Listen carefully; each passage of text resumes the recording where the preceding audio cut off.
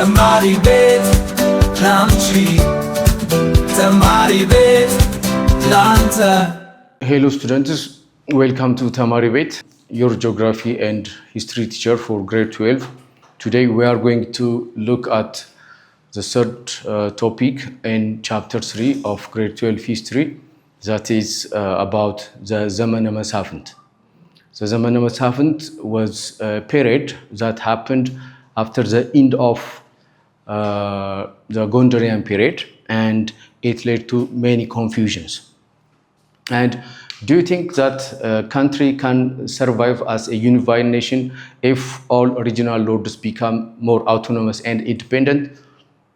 Having said this, let's proceed to the topic.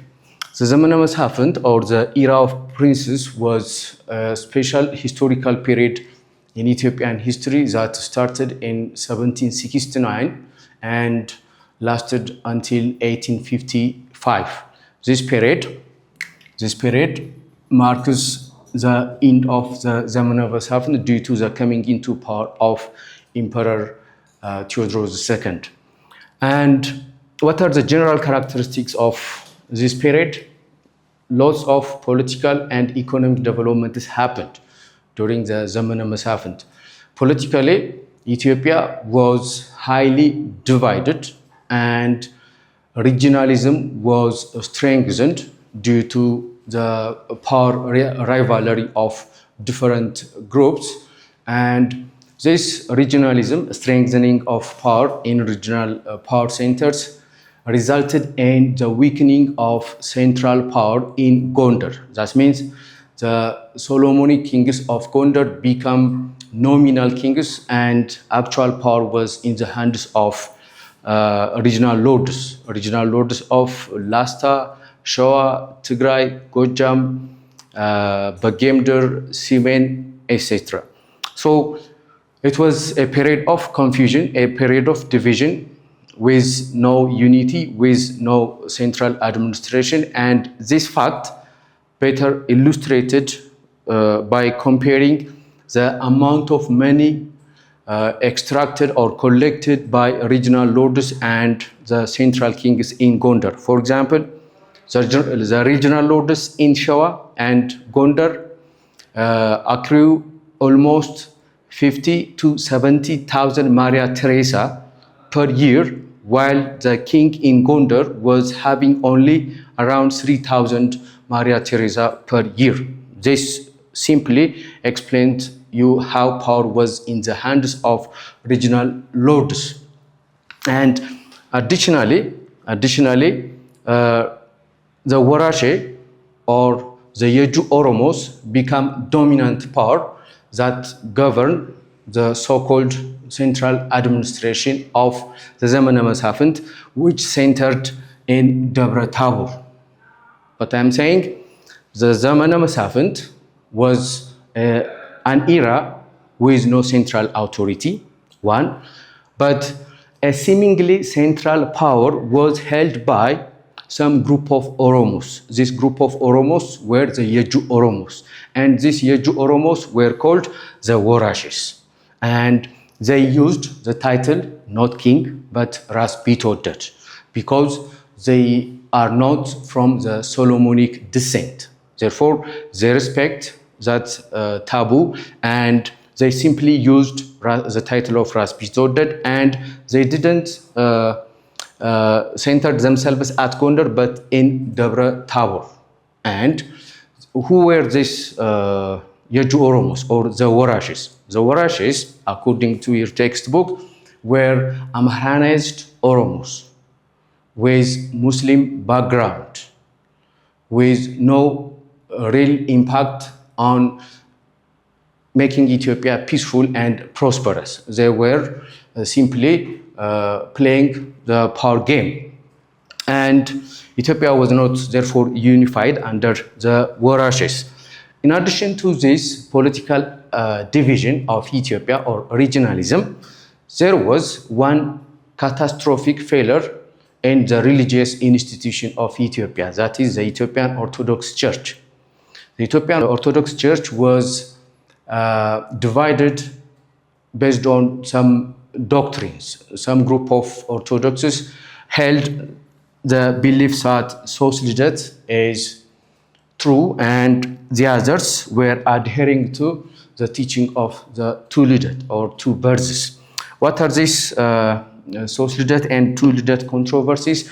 We will back. But this type of religious controversy was not new in Ethiopia. In the 15th century, there was a controversy over the observance of the Sabbath between the house of the Klaimanut in Shoa and the house of Ostatios from north, from Tigray. Therefore, this conflict, this controversy led Emperor Yacob to hold a convention or a council at a place called Debre Midmag, and the controversy was, as we have said, on the topic of the observance of the Sabbath.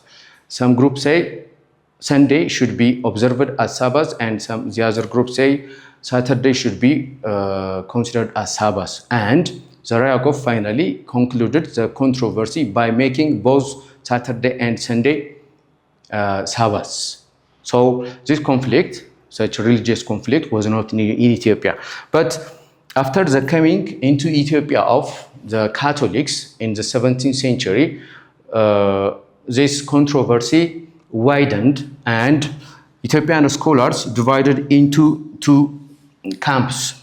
The Sost Lidet, which was also known as Yejju or sometimes Kabat, according to the location where this dominant viewpoint was practiced, and the other was Hulet Lidet, which was also called Kara and sometimes Tawahudo.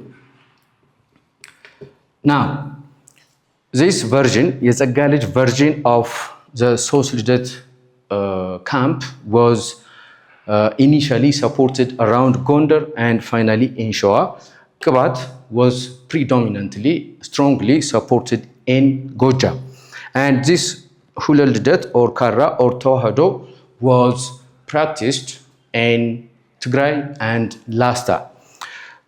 In the modern history of Ethiopia, especially Emperor Tewodros II and Johannes IV were supporters of the Kara or Tawahudo sect, not sect actually, but camp. So the religious institution that is supposed to support the formation of nation, Ethiopian nation, the Ethiopian empire, was divided in itself. Therefore, it was not contributing to the formation of a strong centralized government.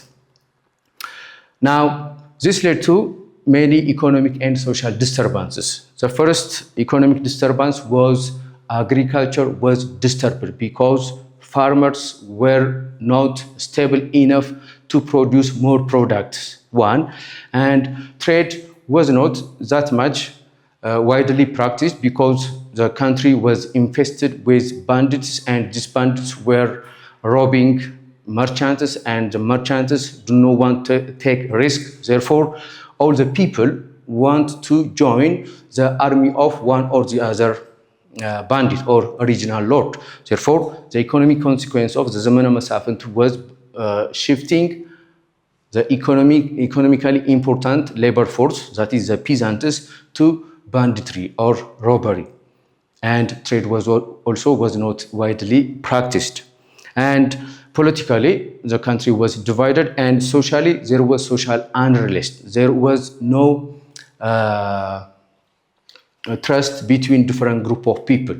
If one goes from one area to the other, he's not sure about his safe return. Therefore, there was no engagement among different group of people in a certain area or as a nation at large. So, this period show a relatively peaceful and stable moment during the reign of Ras Gugsa. Ras Gugsa belongs to the Warashe group, and he was administering the country from Debre Tabor. And his reign witnessed relatively peaceful existence of the nation. Now, this troubled time finally came to an end thanks to the ascension into power of one powerful man by the name Kasa Hailu of Kwara. And this topic will be the topic of our next session.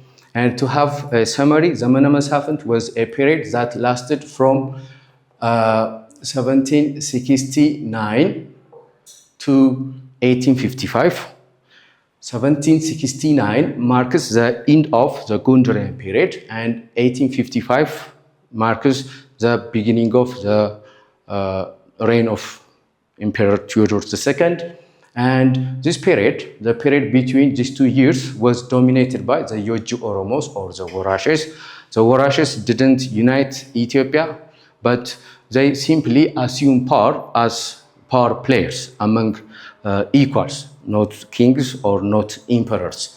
And this period also plagued by religious controversy in the Orthodox Church. The camps were called the Sost Lidet or 3 birds and the Hulet or 2 birds.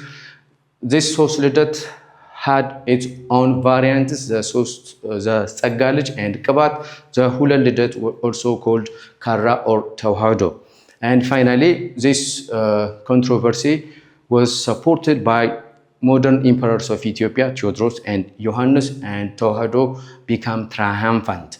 And this period showed one short instant of stability during the reign of Ras Gugsa. If you are interested in today's lesson, please don't forget to join Temaribet's Telegram, TikTok, YouTube channels, and don't forget to share to your friends. And if you have any question or comments, you are advised to put it in the comment section. Thank you.